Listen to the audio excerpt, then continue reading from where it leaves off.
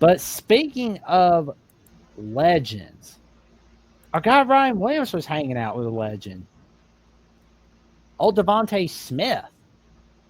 And so is Isaiah Horton.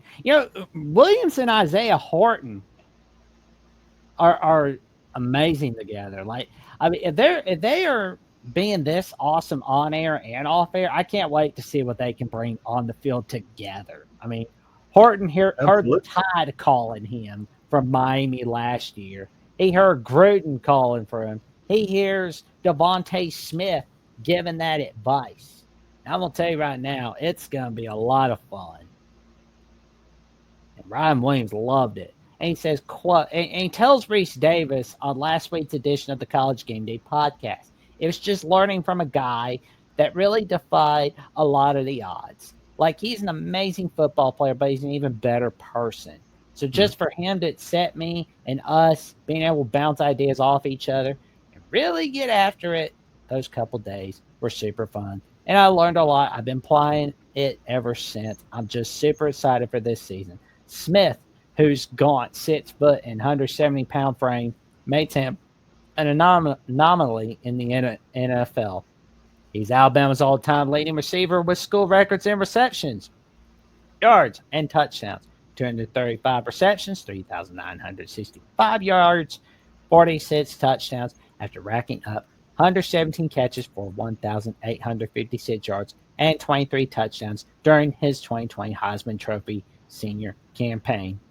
Given his smaller frame, he's affectionately known as Smitty or the Slim Reaper. Makes his living by being among the NFL's most effective route runners and big play threats whenever he touches the ball. It's Smith's meticulous efficiency and purposeful work ethic that Williams first saw firsthand while training with him in Tampa. But it's how Smith is able to effectively prioritize technique over talent that the former five-star wideout is taking back with him ahead of his sophomore season in Tuscaloosa.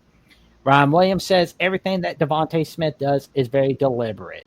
I just say everything that he does is very deliberate. Like, you can see his body movements, because if you just look at him, he's not the biggest guy. So just the way he's able to control his body is truly remarkable. And I learned a lot about the little details, about how I could do that for myself and just taking my game to next level. In particular, Williams was captivated by the way Smith utilizes his body, particularly his hips, to routinely keep opposing defensive backs guessing. It was that consistency that Williams hopes to emulate throughout his season at Alabama. Everything looks the same. Every time he comes off the ball, it all looks the same. And that's what you want as a receiver anyways. Williams said of Smith, I'd just say, the way he sinks his hips, I learned a lot. We really talked about that. Just being able to disorient the defensive back is pretty much half our job, because the rest is just making a play. So just being able to apply what you do every single day and always making it look the same is what I took away. Williams is eager to build off last season's breakout freshman campaign when the freshman, former five-star product, led Alabama with 865 receiving yards, 8 touchdowns, 48 receptions. And with the Crimson Tide replacing multi-year starting quarterback Jalen Milroe, Williams will be undoubtedly the go-to target for whoever ultimately wins the QB competition between Ty Simpson and Austin Mack in year 2 under Kalen DeBoer.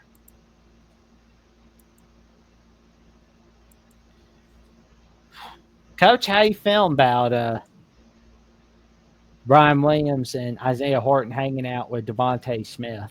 Well, evidently they've found a good relationship, and it'll be good to see on the field because both of them are great athletes.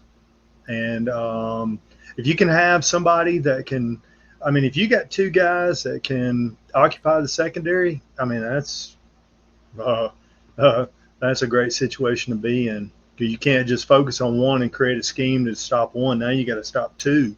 And then if you got a running back, and now you're just creating monsters.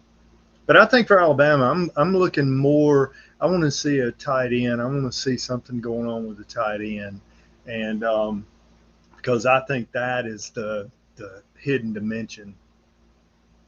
You can get to that. You can get that ball to that tight end a lot of different ways, movement. I mean, like any receiver, but you can get the ball to tight end quick, and which is takes a lot of it takes a lot of pressure off the offense, but adds pressure to the defense. So I hope they use, and they started utilizing the tight end more and more, and I just like the tight end being that little whatever factor. Oh yeah, it's gonna be a lot of fun seeing what happens. Yeah. Yeah, because I had so much fun watching Brian Williams and Isaiah Horton hanging with Coach Gruden, and then we're seeing them hanging out with Devonta Smith. I thought that was pretty cool. I mean, they're getting to learn from legends. That Yeah. is so cool. And that's good that they're utilizing their time in that way. Learn, educate. Oh yeah, Key to success is knowledge. Now, I because knowledge tell is it to power. students all the time. I mean, the more knowledge you acquire, the more value you generate for yourself. So anyway, that's a good scenario. Agreed. Because they're going to be learning quite a lot. Man, it's going to be magical. Yeah. What you got going on? You busy boy? Oh, yeah. Yeah, I'm getting some stuff out the way, and I may have some more stuff coming your way. Maybe Oh, some good. writing. Good. Yeah. There you go. Well, I've written a lot, so it's interesting. Oh, It's yeah.